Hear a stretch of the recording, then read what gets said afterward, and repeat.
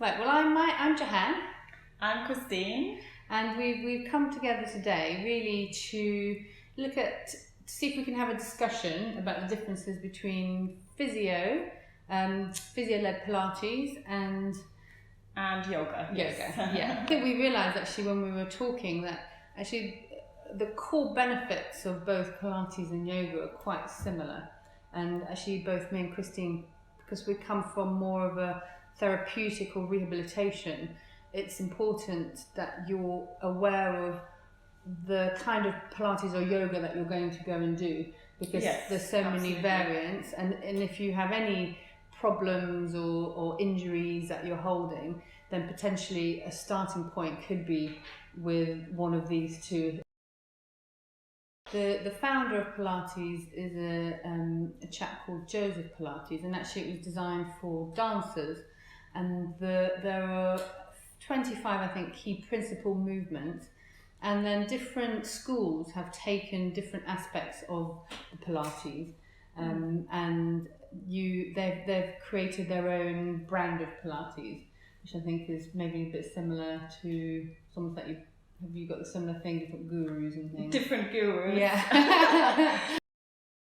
Yes, so definitely there's lots of different types of yoga. You've got Hatha yoga, you've got Iyengar yoga, Kundalini yoga, you've got Bikram yoga, hot yoga. There's so many different but probably the principle of the exercises are the same. Yes, so the foundation would be, and it's based on very ancient texts and the 8 limbs of yoga, so it's 8 principles of yoga, which are not so much physical. Actually, the physical exercise is only one part, so it's only one limb of the whole yoga. So a lot of it is about, it's a philosophy, it's a way of life, kind of moral codes like non-violence and things like that. It's about preparing the body for meditation. So that's really the purpose of the physical part of yoga, is to make the body healthy, strong, so you can actually sit in meditation for long periods of time. And I suppose that's quite interesting because actually there's a mindful aspect to Pilates, which is that when you're spending your time thinking about how you're moving, you're bringing yourself back into how you're moving, where you're moving from, by listening to what the teacher is saying. Then you're bringing your body into a semi kind of, not meditation, probably mindfulness, Western way of moving, which is probably what you do in yoga as well, don't you? You get out of your busy mind and come into your body, isn't it?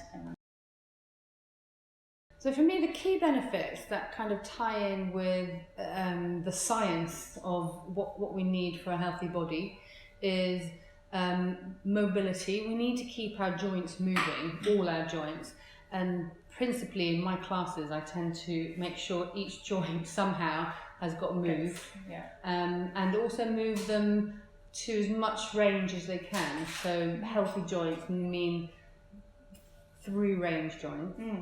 Is that one? That's, I mean, I can't. Same. Absolutely, yes, definitely. We always talk about hydration of the joints, keeping them young, and keeping them moving. Yeah, especially things like hips. Like if we think about our everyday life, we don't take our hips through their full range. Yes. Then they'll get stiff. Then you get repercussions by not getting activated through the glutes. Yeah. So that's shoulders. Shoulders is the key one. Mid back. As we get stiff through our mid back, everything else has a knock-on effect. So we do a lot of mid-back work to open that mid-back to allow us to be able to move. Because of the disease of today, everyone sits like this and at their desk and looking down at the phone, isn't it?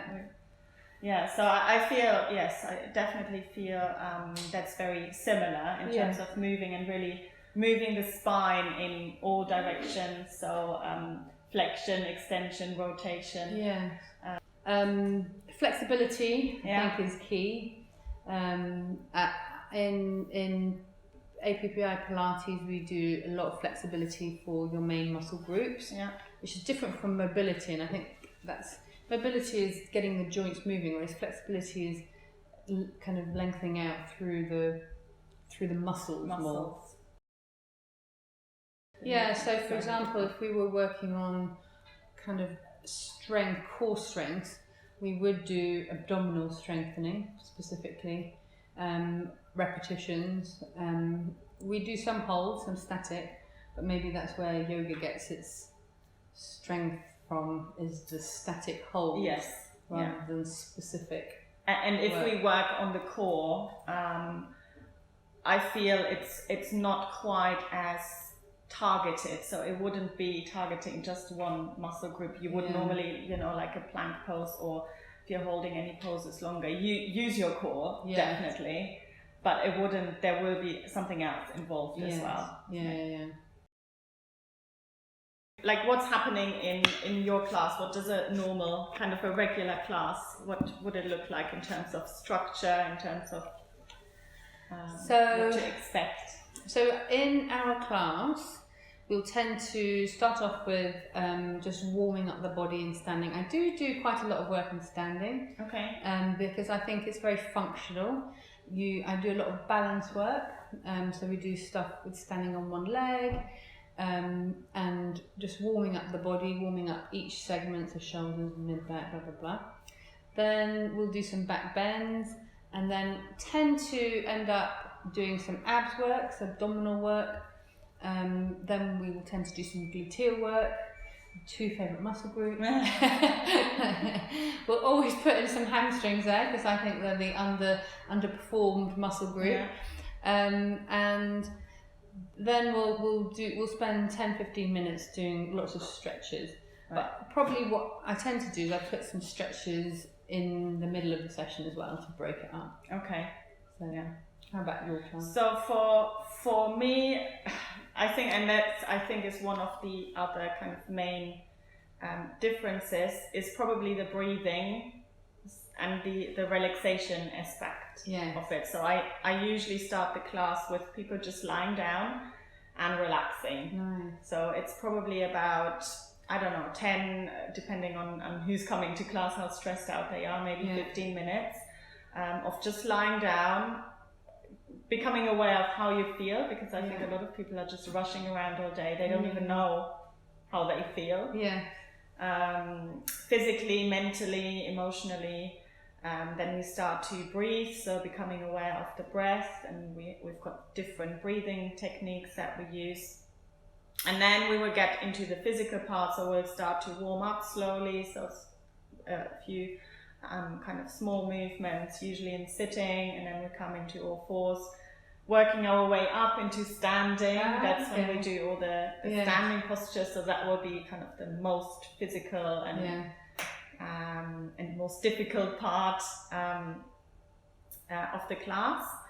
And then it peaks up into the standing, and then we slowly come down to the floor again, similar to you. We come to the stretching part, and then in the end we always finish with 10-15 minutes of relaxation again, so Shavasana it's called.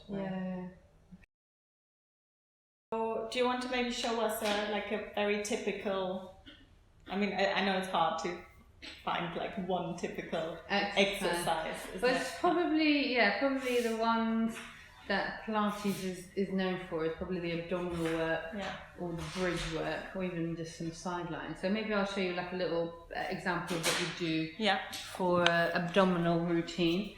So we with my kyphotic back, I'll probably put that. So we'd end up dropping down.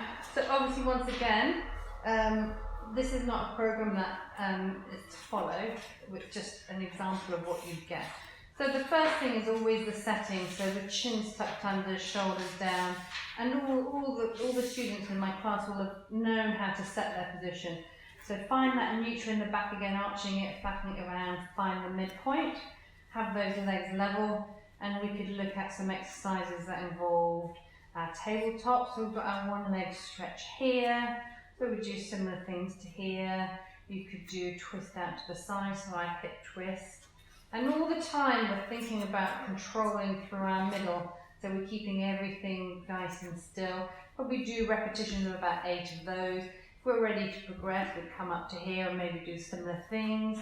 So what we're working here is these lower abdominals, finding that neutral setting, working here. We could then take in some abdo preps, curling up, making sure that always we're moving in the right position, moving in the right place. We could do some of these, and we could then take it into maybe your pictures that you've seen somewhere, your crisscross here.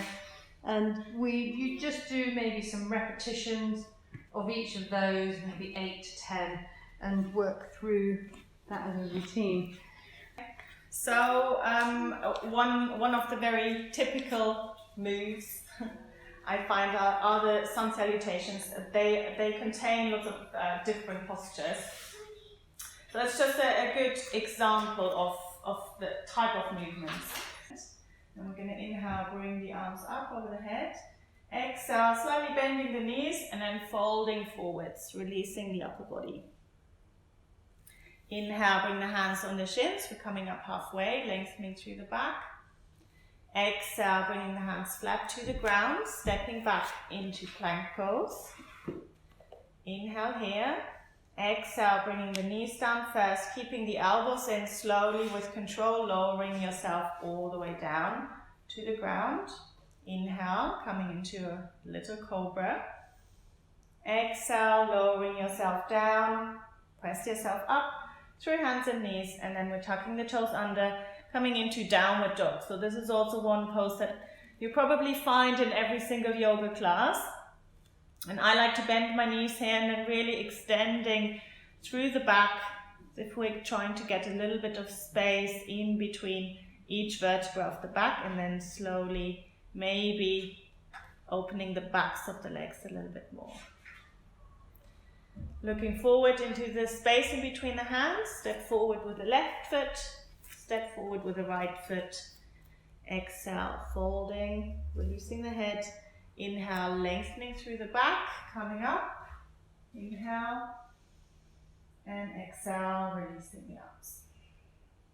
So not a beginner's friendly type of movement, but very typical of the types of movement that we do, so that would involve the whole body. It's great because it's very fluid, and I think that's one thing that I like about the yoga moves is each move has such a big component of stretching. It's almost, even though it's done so fluidly, you're actually kind of stretching through the whole body system. Yes, so it's a whole body integration, isn't it? And the breath. So the breath is very important. Yeah.